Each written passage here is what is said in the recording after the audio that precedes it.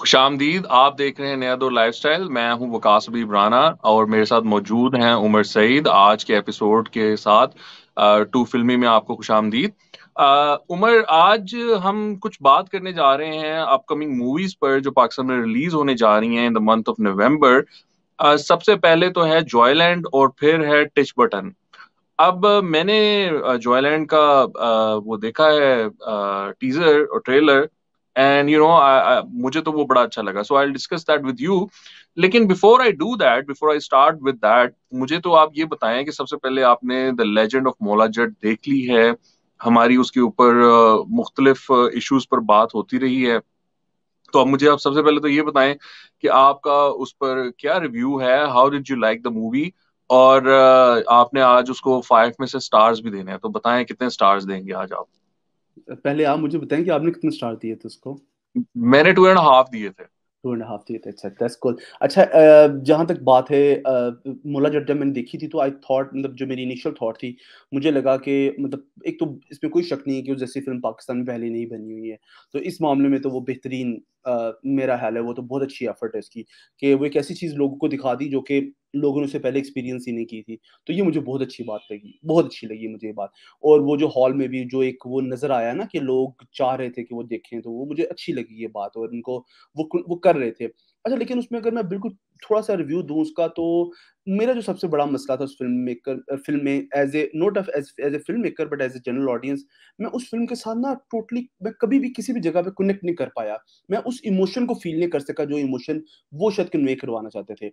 Either it was the emotion of के, मतलब उनका उनका आपस के रिलेशनशिप का, जो माहिरा खान का और उसके साथ है, या उसकी बैक स्टोरी मौला जट की, मैं उसके साथ भी रिलेट नहीं कर पाया। तो मुझे ना एज़ अ जनरल ऑडियंस ये सबसे पहली बात लगी कि मैं उस फ़िल्म के को इमोशनली मैं नहीं, मेरे से कनेक्ट नहीं कर पाई। ये मुझे मसला लगा। दूसरी बात ये कि मुझे ना लगा कि वो फ़िल्म ना, मतलब उस फ़िल्म में ना एक बड़ा अजीब मसला था। ये बड़ी कम मैंने फ़िल्म्स में देखा हुआ है, लेकिन उस फ़िल्म में ये मसला मुझे लगा था, वो ये था कि वो फ़िल्म बड़ी इनकोहेरेंट थी। इनकोहेरेंट वर्ड का मुझे नहीं पता कि उर्दू अब क्या उसकी हो सकती है। यानी कि उसमें ना जो गाँव है ना उसका, वो किसी जगह पे वो गाँव लगता है पंजाब का, लेकिन in the very next scene वो कोई गेम ऑफ थ्रोन्स का गाँव लगना शुरू हो जाता है। मतलब मैं ये सोचता था कि फ़िल्म फैंटेसी हो सकती है, पंजाब फैंटेसी वाला दिखाया जा सकता है। लेकिन एक सीन में वो फैंटेसी है और दूसरे सीन में वो फैंटेसी नहीं है, और वो एक रूरल, मतलब पंजाब है। मुझे ये बात बड़ी अजीब लगी। मतलब मैंने आज बड़ी कम फ़िल्मों में इस तरह देखा हुआ है कि कोई चीज़ें इतनी इनकोहेरेंट होती हैं। तो मुझे एक इसका भी लगा। फिर तीसरा मुझे उसका उनका जो, हालाँकि मैं इस बात से एग्री नहीं करता हूँ कि वो पंजाबी एक्सेंट वाला, मुझे लगता है कि एक्सेंट का मसला होता है, बड़ी दुनिया की फ़िल्मों में होता है। आप नोटिस नहीं कर पाते, वो अलग बात है। इस तरह इंग्लिश में कोई एक्सेंट बोल रहा होगा तो वो क्या पता चलेगा वो अमेरिकन एक्सेंट है या ऑस्ट्रेलियन एक्सेंट है। लेकिन ये मसले रहते हैं। प्रोफेशनल एक्टर्स के साथ भी मसले रहते हैं, लेकिन इस फ़िल्म में तो ख़ैर बहुत ही लीथल मसला था इस चीज़ का, कि उनको वो पंजाबी तो मुझे वो लग रहा है बेचारे आप बोल कहने ही नहीं लगे रहे। हैं कि इस फिल्म में तो बेड़ा ही गर्क कर दिया उन्होंने ना हाँ, तो लीथल का पंजाबी मतलब ये है ज़ुबान कि का।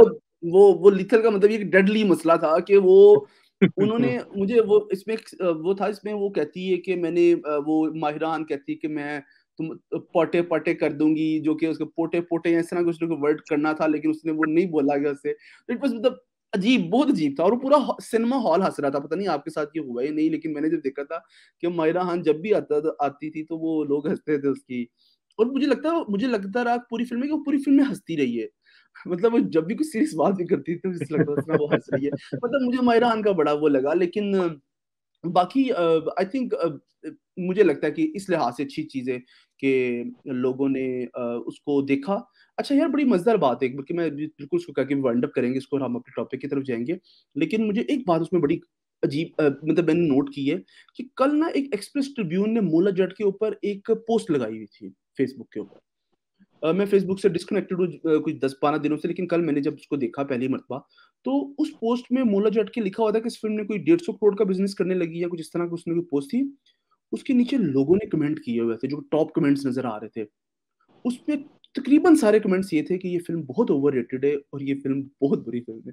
यानी कि मतलब मैं ये नहीं कह रहा हूँ कि किसी को अच्छी भी लगी होगी फ़िल्म, डेफ़िनिटली, लेकिन बहुत सारे लोग ऐसे हैं जो डिसएग्री करते हैं इस बात से कि ये, मुझे लगता है इस फ़िल्म की हाइप ज़्यादा थी, मतलब सोशल मीडिया हाइप ज़्यादा बन गई, लेकिन इस फ़िल्म के अंदर बहुत मसले थे। लेकिन चलें, अच्छा है, इट वर्क्ड। नहीं, एक्चुअली वो जो आपने बात की है ना कि चूंकि हमारे यहाँ बनती नहीं है फिल्म, इस ग्रैंड लेवल की, वो हम पहले भी बात कर चुके हैं कि टेली फिल्म्स की जो बेसिकली एक ड्रामास की एक्सटेंशन ही हमें वो फिल्म्स जो है ना वो दिखती हैं।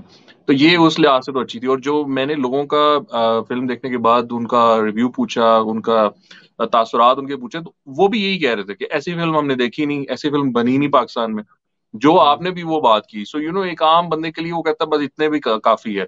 ऑब्वियसली जब आप आगे चल के उसकी टेक्निकली उसको देखते हो, चीजों को देखते हो, तो वो फिर प्रॉब्लम होती है। वो जो आपने हाँ कहा है और कि वो कोहेरेंट नहीं थी, तो वो आपको पता है कि मैंने भी यही सवाल उठाया था स्क्रिप्ट पे। मैंने एवरेज ही उसको इस वजह से कहा था क्योंकि जो स्क्रीन प्ले था, फिल्म का जो स्क्रिप्ट था, वो मुझे वो लगा ही नहीं कि वो कुछ सॉलिड था या उसमें जान थी। सो एग्जैक्टली वही वही मसला था उसके साथ। तो वो था। बाकी हर बंदे का अपना ओपिनियन है। आप फिल्म, हम पहले भी कहते रहे, आप फिल्म जरूर देखें, अभी भी जाके देखें। और ये जो 150 करोड़ लगे हुए हैं, ये तो हम डिस्कस कर चुके हैं उमर, कि ये अब पता नहीं ये 150 करोड़ कहाँ से आया है, किस तरह आया है। बट आप कहने को कह सकते हो, तो वो कह रहे हैं, तो अब उस चीज को आप कैसे चैलेंज कर सकते हैं। So anyway, will come back और टू मुझे एक और बात द लगी इस फ़िल्म में, वो मैं जी कहना भूल गया आपको। मुझे फ़िल्म जी। बहुत लाउड लगी वो फ़िल्म। वो फ़िल्म बड़ी कंटीन्यूअसली लाउड थी, उसके अंदर ब्रेक्स नहीं थी। और ना एक वक़्त में आके मुझे लगा कि बहुत ज़्यादा मेरे लिए ना वो शोर था उस सिनेमा में, और वो हम्म, कंटीन्यूअस था, बहुत कंटीन्यूअस था। हम्म, और मतलब आप हम्म, पता नहीं आपके साथ ये फ़ील हुई या नहीं, मुझे बड़ा ये फ़ील हुआ था कि मुझे बहुत हम्म, बहुत ज़्यादा मैं ओवरवेल्म्ड हो गया था उस सारे साउंड से। और वो बड़ा एक्ज़ैजरेटेड साउंड था, और उसपे ब्रेक नहीं आती थी। तो ये भी मुझे बड़ा एक मैंने नोट की थी ये बात। मुझे मुश्किल था ये हम्म। देखना फ़िल्म उस लिहाज से। Right. So let's come back to our topic. तो जी। Umar, I am very excited about this movie यार। मतलब हुँ, ये आप लोग जो है फिल्म फेस्टिवल्स में आप भी लेके जाते हो अपनी डॉक्यूमेंट्रीज वगैरह, मूवीज वगैरह, शॉर्ट फिल्म्स वगैरह। और ये हमें जॉयलैंड का पता चला जी, उसने कैन्स में जो है कोई अवार्ड वगैरह जीत लिया है पाकिस्तानी फिल्म ने। और बड़ी कोई अच्छी फिल्म है। तो मैंने अभी उसका ट्रेलर देखा कल। अब ये फिल्म रिलीज हो रही है पाकिस्तान में बहुत जल्द।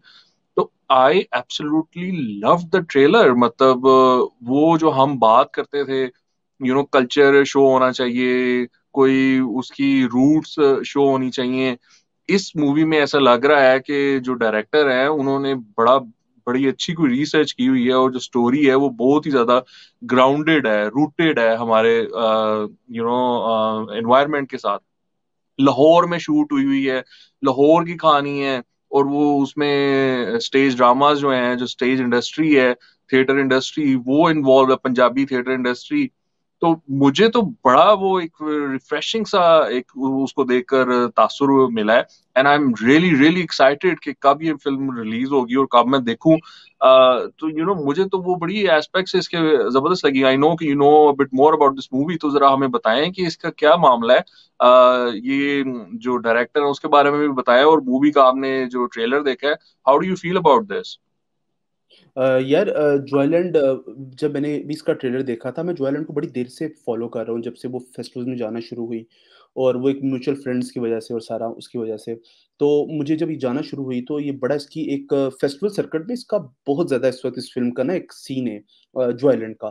क्योंकि ये कान फ़िल्म फेस्टिवल के एक जो सेकंड उनकी जो सिलेक्शन होती है, उसके अंदर सेलेक्ट हुई थी, जो कि बहुत बड़ी बात होती है। और फिर ये उस सिलेक्शन पे अवार्ड भी, उस कैटेगरी का अवार्ड भी विन कर गई, मतलब जो मेन था उसका। वो अवार्ड भी विन किया इसने। और उसके बाद इस फ़िल्म ने इस फ़िल्म का जो फिर इसने एक और अवार्ड विन किया वहाँ पे कान फ़िल्म फेस्टिवल में, उसके बाद ये टोरंटो फ़िल्म फेस्टिवल में चली। ये सारे बहुत बड़े-बड़े फ़िल्म फेस्टिवल्स हैं। मतलब अगर एज़ अ फ़िल्म मेकर आप पूछें, तो मैं तो ये कहूँगा कि कान तो ऑस्कर्स के भी बड़ा, ऑस्कर्स तो एक अलग चीज़ है, मतलब वो तो बड़ा पॉलिटिकल सा होता है। ये रियल है। तो कान में चली, टोरंटो में चली, मेलबर्न में चली उनके फेस्टिवल में। उसके अलावा अभी ये पता नहीं अभी भी किसी फेस्टिवल में चल रही है। हाँ, ब्रिटिश फ़िल्म इंस्टीट्यूट में चली, बीएफआई फ़िल्म फेस्टिवल में चली है ये भी ब्रिटेन में। अब आजकल पता नहीं क्यूबा में लगी हुई है, कहीं उधर चल रही है। मतलब इतना ज़्यादा इस फ़िल्म ने रन किया अपना। तो ये फ़िल्म बहुत इस मामले में बहुत इंटरेस्टिंग थी। और जब अच्छा मैं यार, मुझे बड़ी इंटरेस्टिंग बात बल्कि अपनी मोला जट से शुरू की है। अब देखिए 2 महीने में ना मतलब 1 महीने के अंदर-अंदर 2 फ़िल्में आई। 23 अक्टूबर को वो आई मोला जट, और एक ये फ़िल्म आ रही है नवंबर में, 18 नवंबर में ये रिलीज़ हो रही है। आप देखें कि कितना इसमें मतलब आप इनका फ़र्क देखें ज़रा। एक फ़िल्म बहुत बड़े बजट की फ़िल्म है, और उसके अंदर आपको पंजाब जो है या लाहौर है, वो आपको उस तरह से एटमॉस्फेरिक नज़र नहीं आ रहा है पंजाब, क्योंकि वो बिल्कुल एक अलग सी दुनिया दिखाई हुई है और कभी अजीब सा है वो। लेकिन जो ये देखेंगे आप तो ये बड़ी आपको एटमॉस्फेरिक फ़िल्म लगेगी। इसका ट्रेलर बड़ा एटमॉस्फेरिक लगेगा। तो मुझे ये बड़ी इंटरेस्टिंग बात लगी कि हालाँकि इतने कम फ़िल्म पैसों में बनी हुई फ़िल्म लेकिन उसकी स्टोरी जो है वो नज़र आ रही है आपको कि उसके अंदर कुछ स्टोरी है। उसके अंदर एक जान है, उसकी सिनेमेटोग्राफी एक सिंपल बंदे ने सिनेमेटोग्राफी की होगी लेकिन वो कितनी खूबसूरत तरह से उसको पोर्ट्रे कर रही है वो चीज़। बाकी तो फ़िल्म देखने से पता चलेगी कि वो फ़िल्म में क्या है लेकिन आई थिंक जॉयलैंड का जो काम है वो बड़ा ही इंटरेस्टिंग है और ये मुझे हमें बताता है कि किस तरह से पावरफुल स्टोरी टेलिंग कितनी इंपॉर्टेंट है, स्क्रीन प्लेस कितने इंपॉर्टेंट है। हम जितना मर्जी पैसा लगा दें फिल्म के ऊपर, at the end of the day बात स्क्रीन प्ले और स्टोरी पे आती है और मेरा ख्याल है ये फिल्म स्टोरी टेलिंग में बहुत इंटरेस्टिंग फिल्म होगी और मैं इसके I am looking forward to it. देखें, इसकी जो स्टोरी है वो बड़ी इंटरेस्टिंग है और वो रिवॉल्व करती है एक राणा फैमिली के इर्द गिर्द। तो अब ये इन्होंने जो यूज किया है, राजपूत फैमिली को दिखाया है। उनका जो छोटा बेटा है वो, आपको पता है हमारे यहाँ तो पंजाबी थिएटर जो है उसको अच्छा नहीं समझा जाता। तो वो पंजाबी थिएटर को ज्वाइन कर लेता है in some capacity, and he falls for a trans star over there, जो कि वो थिएटर की जान है या शान है। वो एक फियर्स करेक्टर है ट्रांस, उसके लिए this this boy from the Rana family, from the Rajput family, he falls for that trans individual. अब ये मतलब कि कमाल एक स्टेज सेट हो गया है कि ये अब मामला आ गया है इसमें। अब राणा फैमिली का भी आ गया है, तो मी बीइंग अ राणा, तो वो मेरा भी एक इंटरेस्ट जो है वो ऑटोमेटिकली वो कायम हो गया। So it sounds so exciting. मतलब वो उनकी जो हुक है, वो उनकी ये प्लॉट है, ये स्टोरी है, ये कंटेंट है। अब आप अब आप सोचते हो कि अच्छा फिर क्या होगा, कैसे होगा। अब वो उन्होंने सेट कर दिया सीन लाहौर में। लाहौर का राजपूत फैमिली का बच्चा जो है, वो एक ट्रांसजेंडर के लिए उसको प्यार हो गया उसके साथ। अब क्या होगा आगे? So it just all seem sound so exciting. It's तो ये इट्स जरा सो प्लॉट के ब्यूटीफुल। बारे में, what do you think about this हाँ, प्लॉट? आई मीन, अच्छा आई एब्सोल्युटली लव इट। अच्छा, मुझे तो इसके प्लॉट का अंदाज़ा इस तरह से है क्योंकि जो इसके डायरेक्टर हैं साइम सादिक, उन्होंने इससे पहले एक शॉर्ट फ़िल्म बनाई थी जो कि वेनिस फ़िल्म फेस्टिवल में चली थी। उस फ़िल्म का नाम था डार्लिंग। वो डार्लिंग में एक लड़का होता है जिसको एक ट्रांसजेंडर से प्यार होता है जो कि स्टेज पे काम करती है। बेसिकली ये फ़िल्म उसी से ड्राइव हुई है क्योंकि वो फ़िल्म वेनिस फ़िल्म फेस्टिवल जीती थी। इनको वहाँ पे फिर प्रोड्यूसर्स मिल गए और उन्होंने कहा कि आप इसी फ़िल्म को शॉर्ट फ़िल्म को अब लंबा बनाएँ और उसको एक फीचर फ़िल्म पे लेके जाएँ। तो फिर इन्होंने फीचर फ़िल्म बनाई है इसकी। तो इसका जो प्लॉट है वो वही वाला है। लेकिन ज़ाहिर है इसके अंदर फीचर फ़िल्म है तो उसके अंदर काफ़ी कैरेक्टर्स हैं, वो सब काफ़ी चीज़ें हैं। और मेरा ख़्याल है जो उसकी डार्लिंग फ़िल्म भी थी वो भी बड़ी एक इंटरेस्टिंग फ़िल्म थी, शॉर्ट फ़िल्म थी। और जो अब ये वर्ज़न बनाया है इसका जो कि इसका फीचर लेंथ वर्ज़न है, ये तो अभी तो देखने में बहुत खूबसूरत लग रहा है, बहुत प्यारा लग रहा है। और अच्छा एक मज़ेदार बात है कि साइम सादिक को जितना मैंने जानता हूँ उनको, उन्होंने ना बहुत ज़्यादा फ़ॉरेन सिनेमा देखा हुआ है, बहुत ज़्यादा मुल्कों का।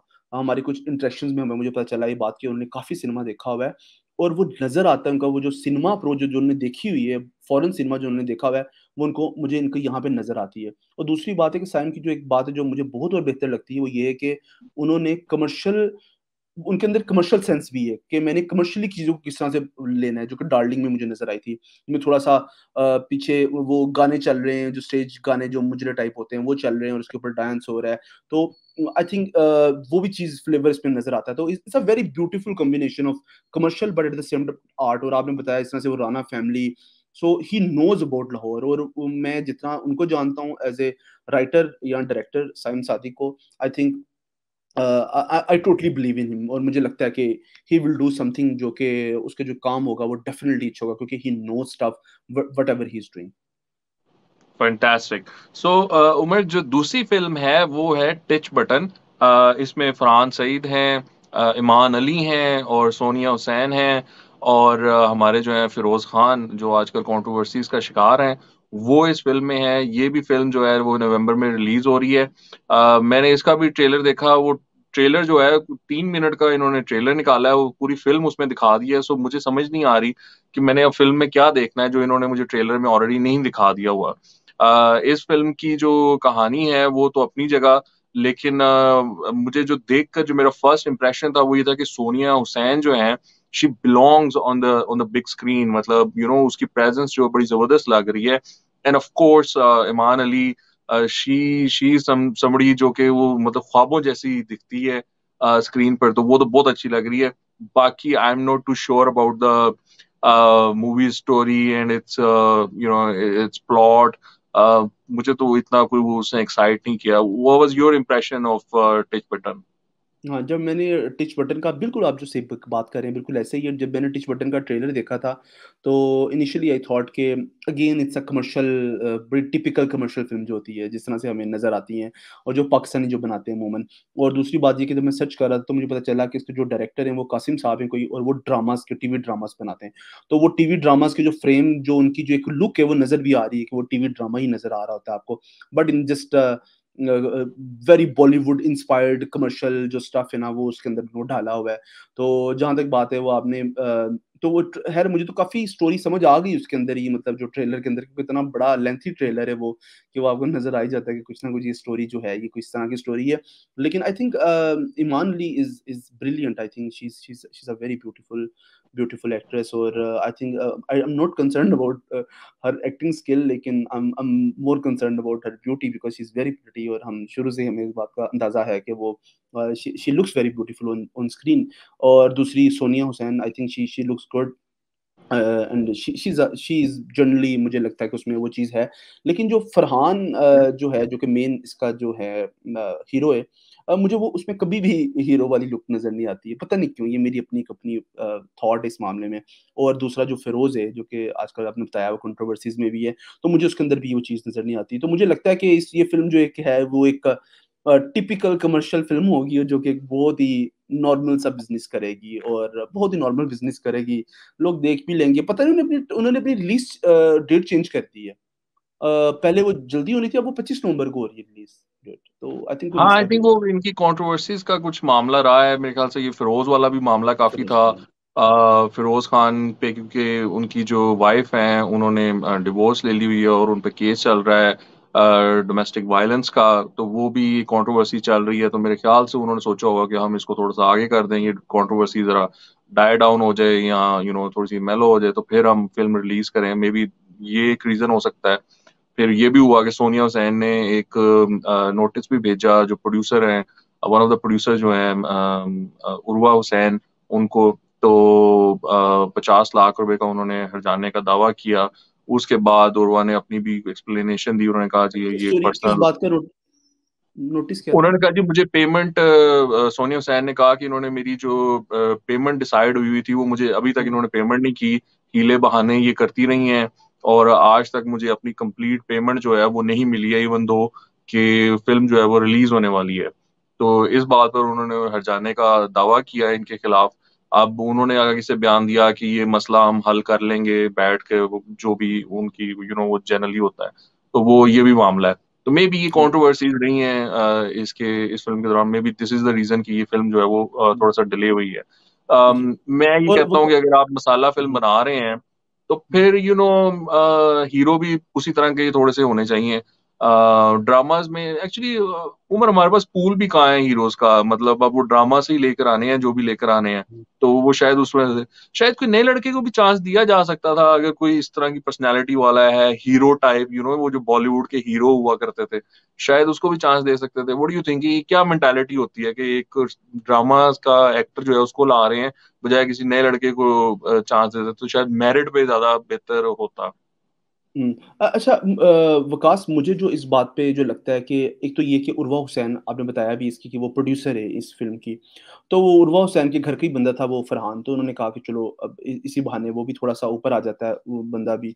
तो मेरा ख़्याल है कि ये जो फ़िल्म है, ये फ़िल्म वैसे ही बनती है, इस तरह की फ़िल्में, जो कि लोग होते हैं जिनको ना, जब उन्होंने अच्छा भला पैसा कमा लिए होते हैं ना टीवी वग़ैरह से, इधर-उधर से, तो फिर वो उनको बहुत ज़्यादा, उनके दिल के अंदर एक बड़ी उम्मीद, मतलब बड़ी ख्वाहिश उजागर होती है कि भाई हम तो फ़ौरन से जाके फ़ीचर फ़िल्म बनाएँगे, और वो बड़ी फुल टाइम फ़िल्म होगी, उसके अंदर हम अपने लोगों को डाल देंगे, और उससे ये होगा कि ख़ैर वो, क्योंकि उनको वही नज़र आ रहे होते हैं, वो उन्हीं के साथ रह रहे होते हैं, वो कहते हैं कि चलो यार इनके साथ हम काम कर लेंगे, बेहतर है। तो वो ये नहीं सोचते हैं कि यार, क्योंकि उनके लिए स्टोरी इम्पोर्टेंट नहीं है इतनी ज़्यादा, जितनी कि शायद हमारे लिए, या हम समझते हैं होनी चाहिए, जितनी फ़िल्म मेकर्स के लिए स्टोरी इम्पोर्टेंट, उनके लिए स्टोरी इतनी इम्पोर्टेंट है ही नहीं है। उनके लिए इम्पोर्टेंट ये है कि वो जी, वो लड़की होगी, वो खूबसूरत नज़र, वो बहुत खूबसूरत होनी चाहिए। और वो लड़की जो है वो आके डांस करे और वो जो दुनिया वो कर लेगी और पूरे रंग बिरंगे कपड़े वगैरह। और अगर आप कंपैरेटिवली अब जॉयलैंड की बात कर रहे थे, तो जॉयलैंड में आप देखें तो उसमें आपको जो लोग नजर आएंगे वो शायद उनकी शक्लें भी आपको सही तरह से नजर ना आ रही हो, लेकिन it's full of story, you know. So that's what we believe in film because it's all about storytelling. हम इस पे हम फिल्म में कभी ये नहीं कहते हैं कि अपने हमने बड़े खूबसूरत एक्टर्स लें। हम कभी ये नहीं कहते हैं कि खूबसूरत कपड़े पहनाएं उनको। हम कहते हैं वो चीज पहनाएं जो कि स्टोरी के रिलेटेड है। अगर स्टोरी कहती है कि वो जो आपके जो एक्ट्रेस है वो खूबसूरत नहीं होनी चाहिए, तो वो नहीं होगी खूबसूरत, वो एक नॉर्मल एवरेज लुकिंग लड़की होगी, जिसको मेकअप भी नहीं कर रही होगी। लेकिन बात ये कि वो स्टोरी से रेलिवेंट होनी चाहिए। तो ये फिल्म्स का कोई ताल्लुक नहीं स्टोरी के साथ, मेरा तो यही मुझे लगता है इसका ट्रेलर देख के। ये इसमें ये होता है ना, वो नहीं होता आग लगा देगी, आग लगा देगी, वो स्क्रीन पर आएगी तो आग लगा देगी। इस फिल्म इन इन इन जैसी फिल्मों में ही होता है कि वो जो एक्ट्रेस होती है या हीरो जो होता है उसको पहले कास्ट किया जाता है, अभी स्टोरी नहीं तैयार होती। स्टोरी वो हम्म। कहते हैं बना लेंगे, इसके इर्द गिर्द कोई ना कोई कहानी गाड़ लेंगे। सो यू नो हाँ। आई थिंक ये दैट्स द केस विद और दिस मूवी और एज आप वेल। देखें उसमें जो ईमान अली का जो शॉट है, जो ईमान अली जिस तरह से है, she looks very, you know, she looks like very beautiful kind of a girl. और वो आपको नजर भी आता है कि वो is just to get the male audience, you know. या सो एनीवे, ये तो अब उम्र बात हो गई ये दो फिल्मों की। थोड़ा सा अब ये है कि हमें थोड़ा सा सिनेमा में कुछ हलचल नजर आ रही है कुछ हम इंडस्ट्री में। सो आई एम होपिंग कि ये मामला जो है वो जारी रहेगा, फिल्म्स आती जाएंगी, आगे भी फिल्म्स जो हैं वो बनती जाएंगी। तो ऑब्वियसली हम अपनी ऑडियंस को उनके बारे में बताते रहेंगे, जिस तरह आज आपने बहुत सारी जॉयलैंड के बारे में वो ऐसी बातें की जो आम लोगों को नहीं मालूम होती हैं। So I thank you for that, and thank you so much for your time today as well. इसके साथ ही हम अपना शो जो है वो आज का ख़त्म करते हैं। आप सबके देखने का बहुत शुक्रिया। आपसे बहुत जल्द दोबारा मुलाकात होगी। खुदा हाफिज।